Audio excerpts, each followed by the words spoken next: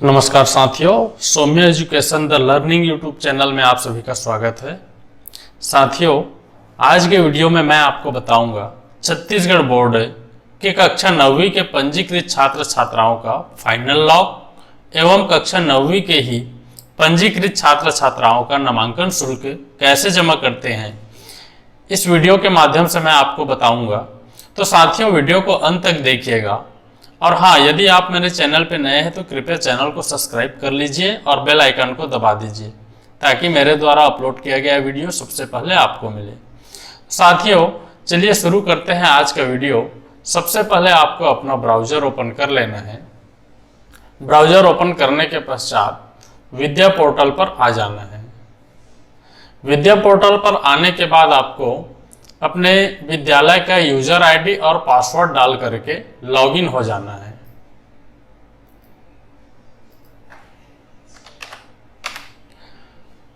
Login हो जाने के बाद आप कुछ इस प्रकार का इंटरफेस देखेंगे। आप अपने विद्यालय के होम पेज पर आ जाएंगे। यहां से आप देखिए बहुत सारे ऑप्शन आपको दिखाई दे रहे होंगे, लेकिन आपको छात्रों का पंजीयन नियमित पे जाना है। इसको जैसे ही आप क्लिक करेंगे, यहाँ पे आपके संस्था में जितने भी क्लास हैं कक्षा 9वीं से 12वीं तक का ऑप्शन यहाँ पे आ जाएगा। आपको चूंकि आज हम कक्षा 9वीं के विद्यार्थियों का नामांकन से संबंधित जानकारी आपको बता रहे हैं, तो कक्षा 9वीं को क्लिक करेंगे। जैसे ही कक्षा 9वीं क्लिक करेंगे, यहाँ से इंस्ट्रक्शन और 3 स्टेप आ जाएगा। Step 1, step 2, step 3। स्टेप 1 में क्या है इसके बारे में, स्टेप 2 के बारे में क्या होता है इसके बारे में मैंने पहले वीडियो बना चुका है, तो आप उसे देखना चाहें तो डिस्क्रिप्शन पे लिंक दे रखे हैं, आप उसे भी जा करके देख सकते हैं। आज हम स्टेप 3 फाइनल लॉक एवं शुल्क भुगतान के बारे में जानेंगे।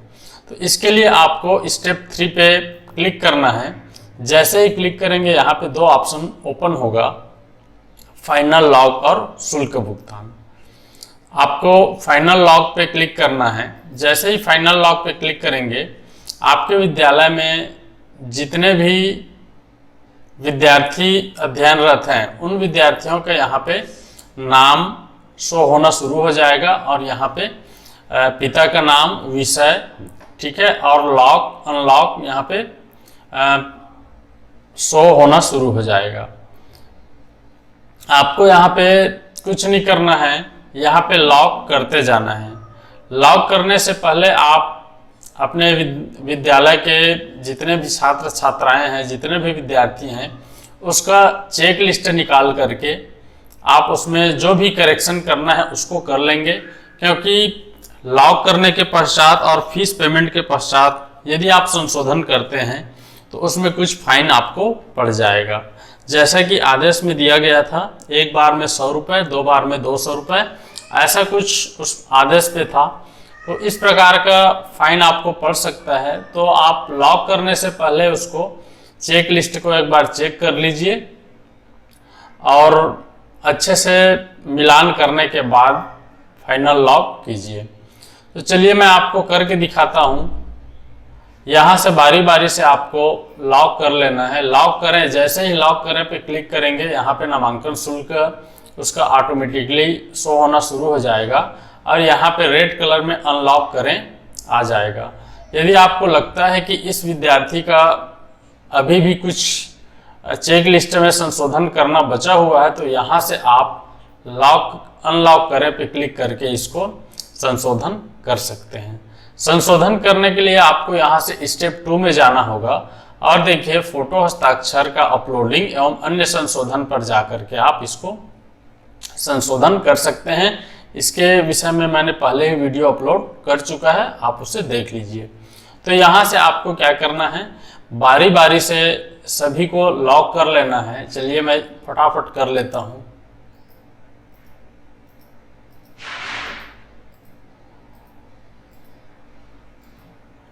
देखिए, मेरे विद्यालय में जितने विद्यार्थी थे सभी का मैंने यहाँ से क्या कर लिया है, लॉक कर लिया है। अब इसके बाद आपको फिर से स्टेप 3 में ही जाना है और शुल्क भुगतान पे जाना है। तो चलिए देखते हैं स्टेप 3 में जाने के बाद यहाँ पे सेकेंड ऑप्शन आपका आता है शुल्क भुगतान। तो शुल्क भुगतान पर आप क्लिक करेंगे। तो शुल्क भुगतान पर जैसे ही क्लिक करेंगे आप देखिए यहाँ पे कक्षा 9वीं नामांकन शुल्क भुगतान दिखा रहा है और यहाँ पे सीरियल नंबर, कक्षा, कुल छात्र, कुल शुल्क। तो यहाँ पे देखिए कक्षा में दिखा रहा है कक्षा 9वीं रजिस्ट्रेशन, ठीक है, RGN लिखा है, इसका मतलब होता है रजिस्ट्रेशन, मतलब उनके नामांकन के लिए कक्षा 9वीं में शुल्क दे रहे हैं। तो ये क्या है उसको शो कर रहा है। कुल छात्र में देखिए यहाँ पे 10 दिखा रहा है, मेरे यहाँ 10 विद्यार्थी हैं इस संस्था में, तो यहाँ पे 10 दिखा रहा है और कुल शुल्क में 60 रुपए की दर से 600 दिखा रहा है। नीचे में देखिए पेमेंट का ऑप्शन है और उसके नीचे में एक नोटिफिकेशन दिया हुआ है। शुल्क भुगतान की स्थिति अपडेट करने के लिए व्यू पेमेंट स्टेटस बटन पर क्लिक करें। जैसे आप पेमेंट करते हैं और पेमेंट आपके अकाउंट से पेमेंट हो जाता है, बट यहाँ पे क्या होता है शो होना शुरू नहीं होता, तो आप पेमेंट स्टेटस पर क्लिक करके देख सकते हैं। या कभी कभी ऐसा होता है कि आपने चालान के माध्यम से पेड किया हो, NEFT से पेड किया हो या RTGS से पेड किया हो, तो 48 घंटे बाद ही आपके पोर्टल पे वो अपडेट होता है। तो उसको देखने के लिए आप व्यू पेमेंट स्टेटस बटन पर क्लिक कर सकते हैं। इसके बारे में मैं आगे अभी बताने वाला हूँ। तो चलिए यहाँ पे पेमेंट ऑप्शन क्लिक करते हैं। जैसे ही पेमेंट ऑप्शन पे क्लिक करेंगे तो यहाँ पे पेमेंट करने की बहुत सारी विधि ओपन हो जाएगा। सबसे पहला है नेट बैंकिंग। नेट बैंकिंग में आपका SBI है, अदर बैंक है। दूसरा है कार्ड पेमेंट। कार्ड पेमेंट में आपका SBI है और अदर पेमेंट है। और कार्ड पेमेंट में ही 2 प्रकार के कार्ड एक्सेप्ट करते हैं, एक डेबिट कार्ड है और दूसरा क्रेडिट कार्ड है। उसके नीचे में आएंगे तो आप देखिए NEFT और RTGS है और आप डायरेक्ट चालान के माध्यम से SBI ब्रांच में चालान के माध्यम से भी पेड कर सकते हैं। चूँकि ये सभी में चार्ज लगेगा। यदि आप स्टेट बैंक के डेबिट कार्ड या अदर बैंक के डेबिट कार्ड से पेड करते हैं तो कोई चार्ज नहीं है। तो ज़्यादा बेहतर यही है कि इसी से पेड कीजिए। तो चलिए पेड करके देखते हैं। यहाँ पे क्लिक करेंगे तो यहाँ पे पूरा आपके विद्यालय का पूरा डाटा ओपन हो जाएगा। जैसे रेफरेंस नंबर आ गया है, अमाउंट आ गया है, स्कूल कोड, स्कूल का नाम, क्लास में कितने स्टूडेंट का रजिस्ट्रेशन नंबर के लिए आप अप्लाई कर रहे हैं, स्टूडेंट की संख्या, रजिस्ट्रेशन फ़ी, ये पूरा सारा ब्यौरा ओपन हो गया है। इसको आपको कंफर्म कर देना है। उसके बाद एक बार फिर से पूछेगा ये पेमेंट डिटेल, तो इसको भी आपको कंफर्म कर देना है। इसको कंफर्म करने के बाद आपका बैंक डिटेल पूछेगा। तो बैंक डिटेल में चूंकि मैंने कार्ड पेमेंट से क्लिक किया है, कार्ड पेमेंट को क्लिक किया है, तो यहाँ से आपका कार्ड नंबर मांग रहा है। तो आपको सावधानी से कार्ड नंबर भर लेना है।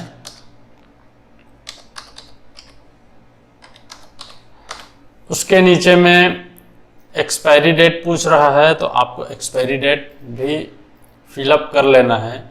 फिर कार्ड होल्डर का नेम पूछ रहा है, तो उसको भी आपको यहाँ से फिलअप कर लेना है।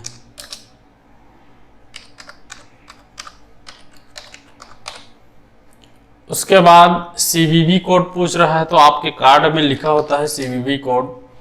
तो ये सारी जानकारी भरने के बाद यहाँ पे कैप्चा कोड पूछ रहा है, इसको भी आपको फिलअप कर लेना है।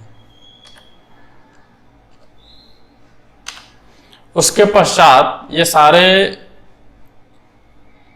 कॉलम फिलअप होने के बाद आपको नीचे में पे और कैंसिल का ऑप्शन दिखाई दे रहा है। यदि आप पेमेंट नहीं करना चाहते तो कैंसिल कीजिए, और यदि आप पेमेंट करना चाह रहे हैं तो पे क्लिक कीजिए। जैसे ही क्लिक करेंगे आपके मोबाइल पे एक OTP आएगा। उस OTP को यहाँ पे फिलअप करना है। उसके बाद मेक पेमेंट पे क्लिक करना है। चलिए मैं वेट कर रहा हूँ।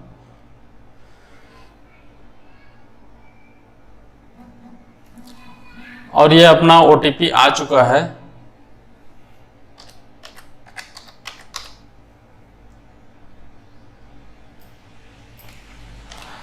OTP सावधानी से भरने के बाद मेक पेमेंट पे क्लिक करेंगे। तो मेक पेमेंट पे क्लिक करने के बाद देखिए आपका आ गया कंप्लीटेड सक्सेसफुल, मतलब आपका जो कक्षा 9वीं के लिए जो नामांकन शुल्क है वो यहाँ पे पेड हो चुका है। यहाँ से यहाँ पे दिखा रहा है 30 सेकेंड के पश्चात आपको फिर से आपके साइट पे भेज दिया जाएगा, या फिर यहाँ से आप क्लिक करके जा सकते हैं। चूंकि मैं वेट कर रहा हूँ, देखना चाह रहा हूँ कि 30 सेकेंड बाद पहुँचते हैं कि नहीं पहुँचते हैं।